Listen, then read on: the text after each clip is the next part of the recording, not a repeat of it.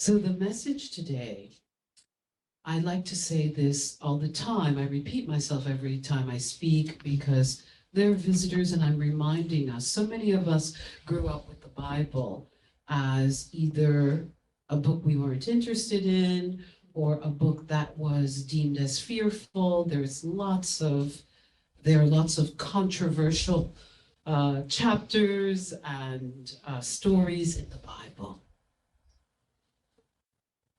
But as truth students, and as we mature, and as we lose our childishness, and we stop rebelling against ourselves, we step into spiritual maturity. And that doesn't mean being old in any way. That means having wisdom. So we no longer rebel, but we find the golden nuggets of truth within all situations, places, and things. And the Bible is one of the many sacred texts of the major religions that offers us the middle path, as the Buddha would say, a road to enlightenment. I don't know if I've spoken about it, but you know that I'm a student of numerology. This year, 2023, adds up to a 7. We are in a universal year of 7, and 7 is the number that is most repeated in the Bible. It is a number that holds high vibrational energy. It is the number of spiritual awakening. So collectively and universally on the planet, each and every single one of us, our 8 million physical bodies, are being called to awaken, to remember who we are and whose we are, that we are spiritual beings having a human incarnation, that we are not simply flesh and our 5 senses. So this call to awakening will mean that some of us, if we really are tuning to the energy, will feel the need to turn away from the world, to enter the inner sanctuary, to meditate, to pray, to contemplate, to study, to discipline ourselves with our blissciplines, to adopt healthier lifestyles, to exercise, to eat right, to become energetic vortexes for the divine. It's like a tuning fork. You want to be a clear channel for the one who forever is, because we are in a decade that is calling us to awaken. So, my beloveds, let's not fall asleep to who we are. Let's practice the presence. So it's okay if you don't feel like socializing. It's okay if you'd rather go on the walk instead of watching Fox or CNN. Turn away from the world. Enter the inner world where you will find riches, gold, diamonds, and blessings. So the message today is, let's turn water into wine. Let's turn water into wine.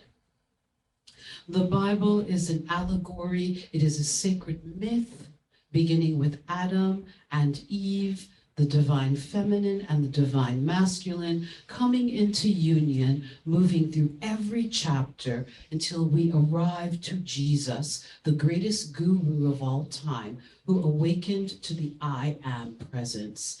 Adam and Eve are us, the soul, awakening, meeting Noah, meeting Abraham, meeting the wars, the pillaging, the devils, the enslavement. This is all ego mind, moving through materialism and ego mind and ending up in resurrection.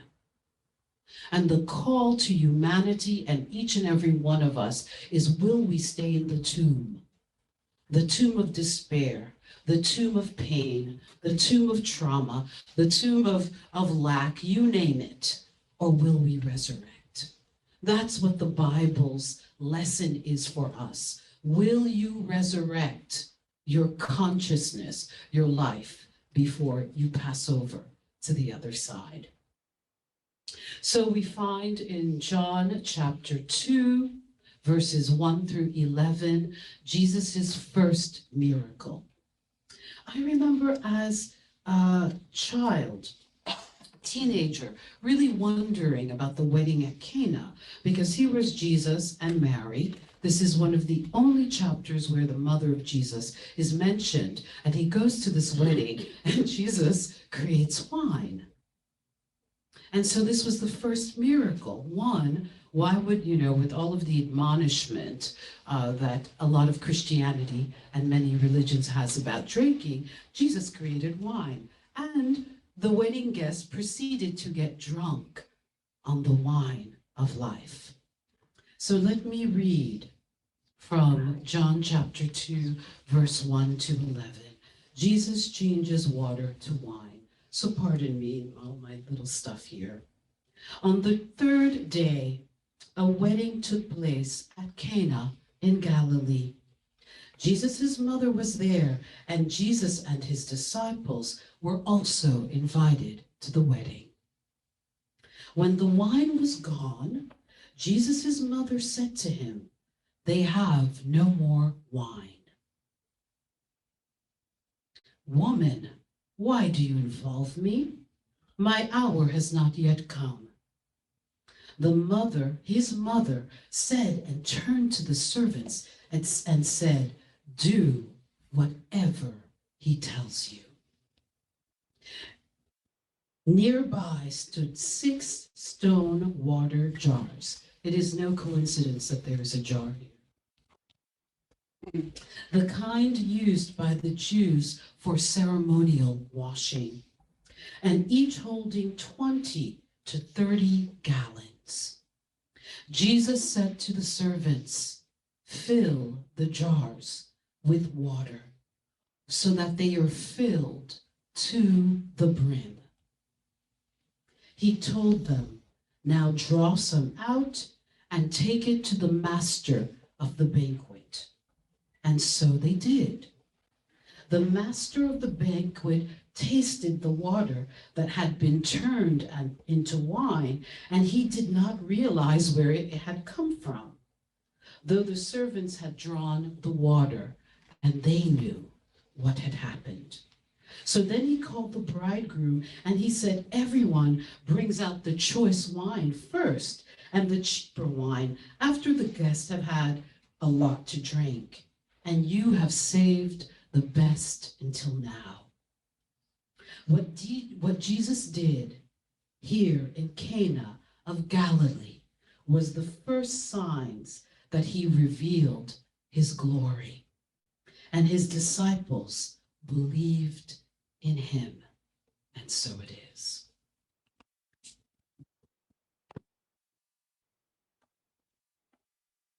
Very, very profound. Very, very beautiful. Very interesting. So, my beloveds, we have a choice.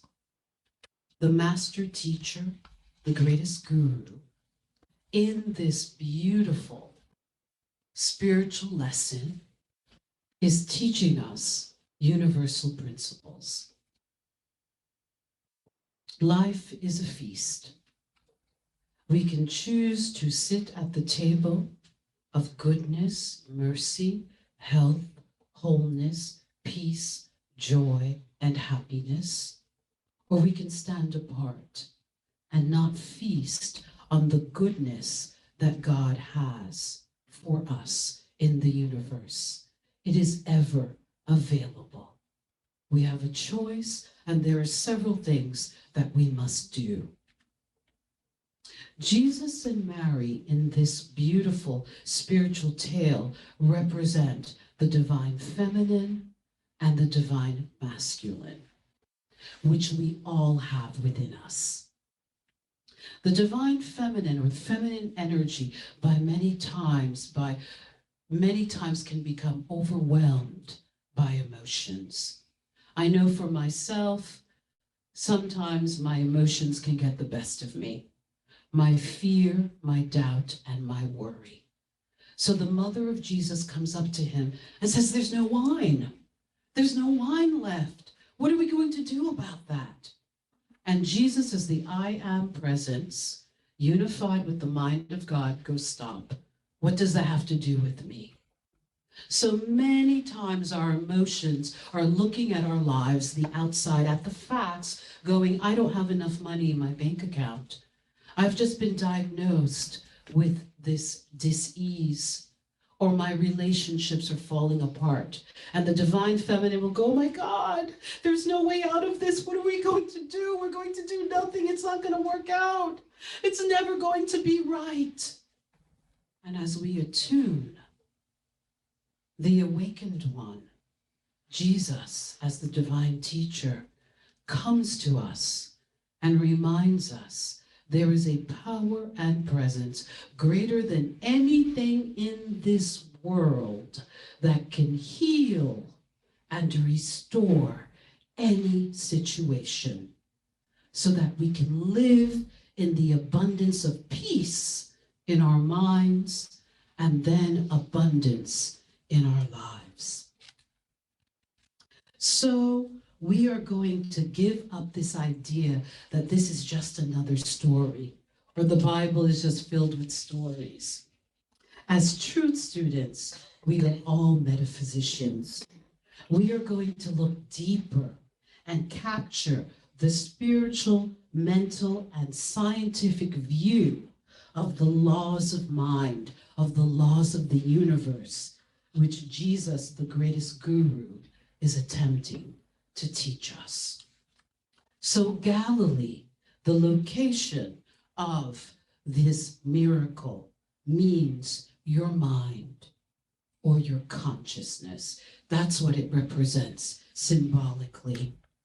And Cana is your desire. What are you seeking in life? Abundance, right livelihood, peace, wholeness, divine right relationship. That is your desire.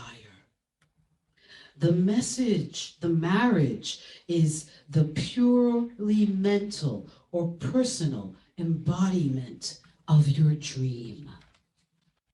The coming together of your mind, your heart, your body, your energy to manifest the dream of your life. Will you be married to your desire? Will you trust in the beloved that is God to bring about your good? Will you unify with that which you are seeking? You must become one with your idea of wealth and abundance. You must become one with your idea of health and wholeness. You must become one with your vision of divine relationship and partnership. We must unify with God and with our desire. We must be married to the one power and the one presence. Jesus always represents illumined reason, the I am presence, the awakened one within us. As New Thought Truth students, we don't get into the argument of, was Jesus the only Son of God? We believe that we are all sons and daughters of God, and that Jesus, the greatest guru, the greatest teacher, came to teach us that we are powerful beyond measure. For God has not given us a spirit of fear, but of power, love, and of a sound mind. We are filled with power.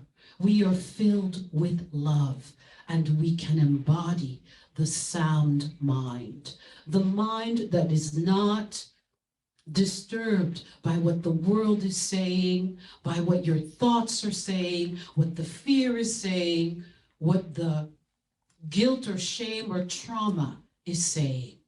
One with the mind of God is powerful. Mary, the Mother of God, represents the divine feminines. It means your feelings, your moods, your emotions that can sometimes overwhelm you. Will you allow your emotions, your moods, your despair, your fear, your anxiety, your so-called depression to get the most of you? Many of you know, as I've shared, I suffered from depression, especially in my 20s for years. I was always sad about something. I was one of those people. I'm very extroverted, so I loved people. I had a lot of fun, but I was miserable. I thought and contemplated suicide many times. I would have been that person who committed suicide and everyone would have gone, "What? She was just at the party last night." Because I could not get away from my negative or stinking thinking. I was my own worst enemy. All I did was focus on what was wrong in my life instead of the good that was present everywhere. As I began to shift my attention, as I began to not allow the inner feminine to control me, and I stood in my divine masculine, and I began to discipline my mind, I was restored to wholeness. I remember my brother calling me, and he's a sweetheart, he's my younger brother. He'd call me and he'd go, "Are you okay? How's it going?" And I was like, "I'm fine, I'm doing really well." He was like, "You are?" I said, "Let's talk about you." I realized that this teaching was telling me, turn your attention away from the 50 things you think is wrong in your life, or the 50,000 things, and I had 4 things that were good. Focus on the 4th thing, and as you focus on the good, it will grow. So Mary represents getting control over those moods and those feelings. My mom would say as a teenager, "You're so moody." I was so moody because the storm of my consciousness was ruling my life. So Jesus called his disciples to the marriage. He was asking these initiates to align with the one power and the one presence. They were disciples practicing the discipline of awakening, like we all are. The wine represents answered prayer. Our manifestation, the desires and ideals of our life manifested. Let's put this in perspective. Every day we are going through the inner drama of whether we will turn water into wine. Will we just have this liquid that does nothing, or are we going to turn it into the wine of life? This is the constant choice that we have as truth students, as spiritual beings.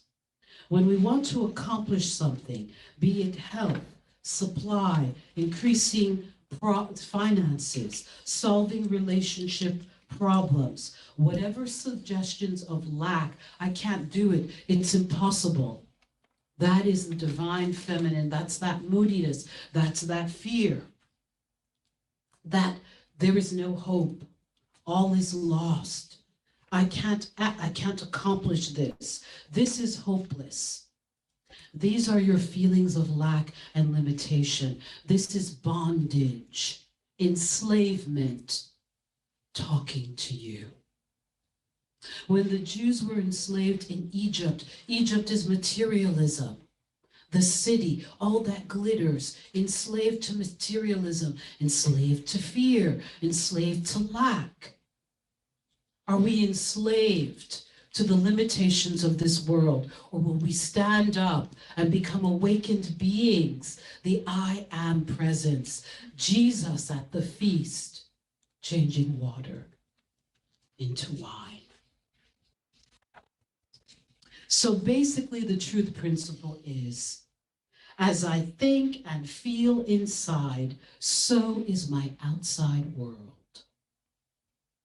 As I think and feel inside, so is my outside world.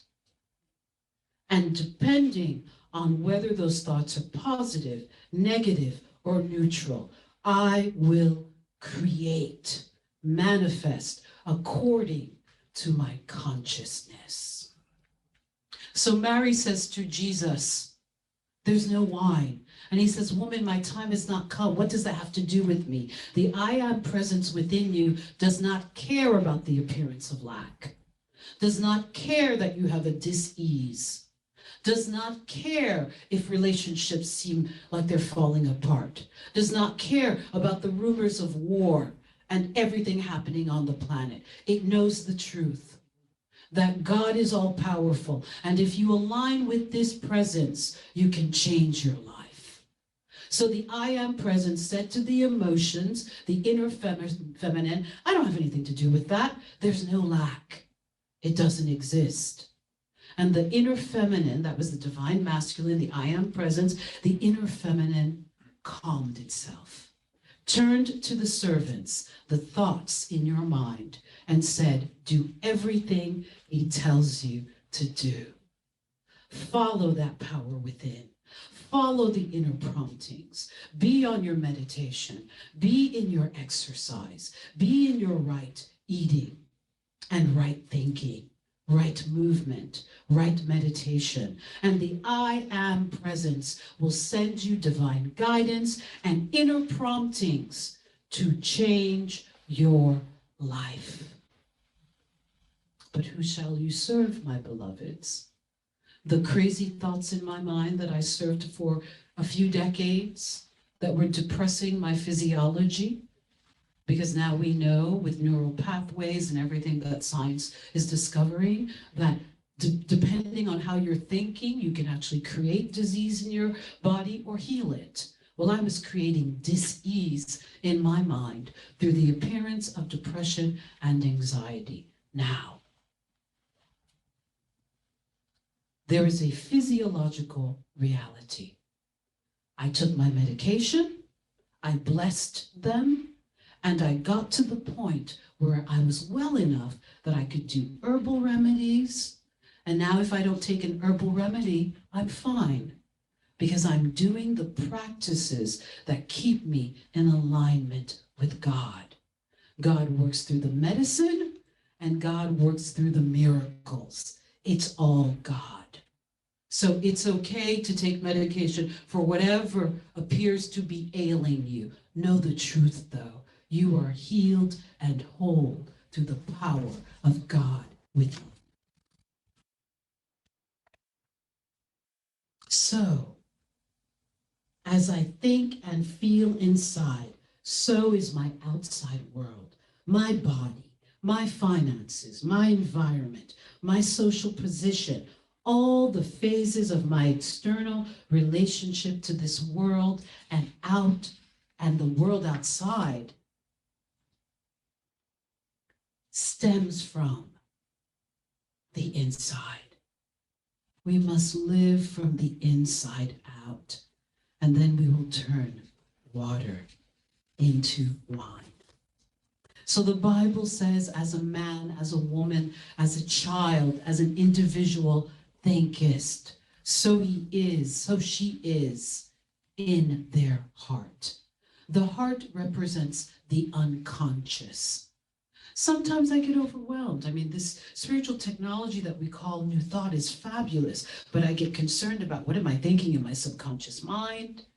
Am I thinking positive thoughts? Oh my gosh, what am I about to, what disaster might I manifest?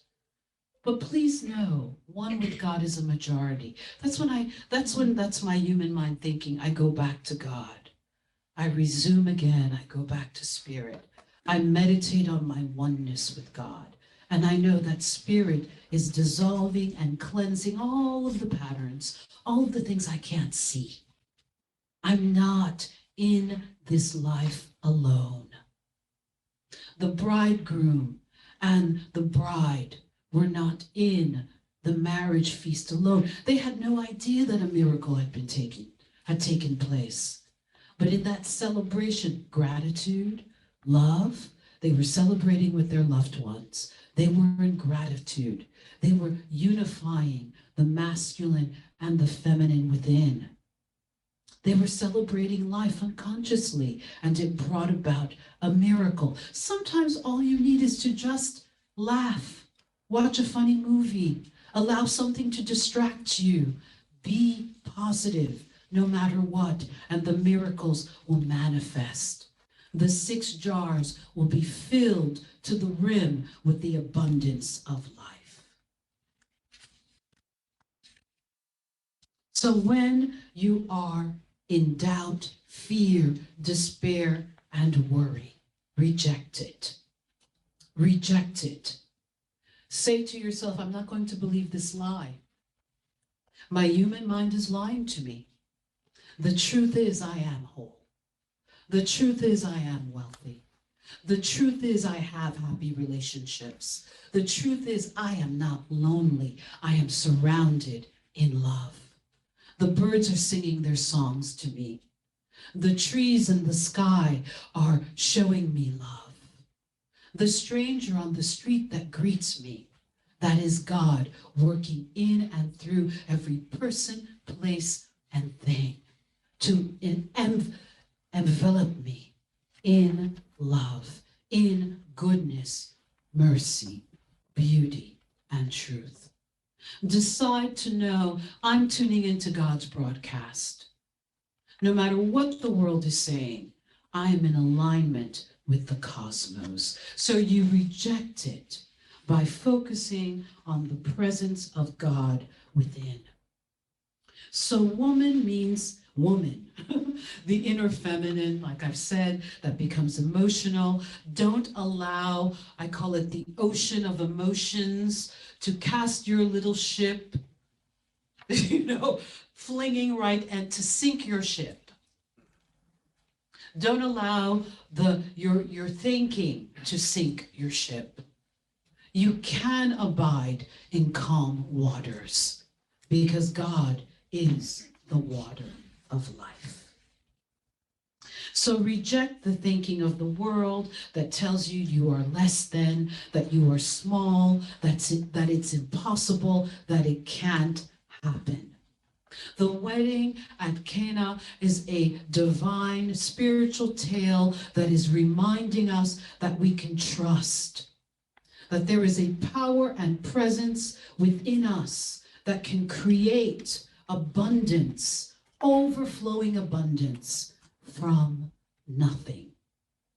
Lately, I've been listening. I'm trying to grow my wealth building knowledge. So I'm listening to a lot of investment stuff and all of that. This is the decade of building wealth. And as I've been listening, I hear a lot of, it takes money to make money. Well, the average person, the little person, it takes money to make money. I reject it. Out of nothing, out of the mind of God, out of the power of God shall come my wealth. Another thing I do when I'm listening to these wonderful lectures is Louise Hay, one of my favorite teachers, would say, that's true for you, but that's not true for me. If someone is declaring, speaking something, you go by, you hear, oh God, relationships are so hard. You walk by that person, you go, that's true for you, that's not true for me. That alone will allow you to protect your consciousness. My beloveds, in this world, we must protect our consciousness. What are you taking in over and over and over again? That's depressing your physiology. That subconsciously is telling you it's impossible. Stop listening to the impossibility thinking out there. Everything is possible with God. So, my beloveds, in this Lenten season, will you turn water into wine? Will you calm the thoughts and emotions in your mind that is telling you that it's impossible? Will you fill the jugs with the living water of God, knowing that, oh, abundance shall overflow? The choice is ours. Yes, we can turn water into wine. Jesus, the master teacher and greatest guru, showed us that when we align with God, we can live and enjoy the feast of life. And so it is.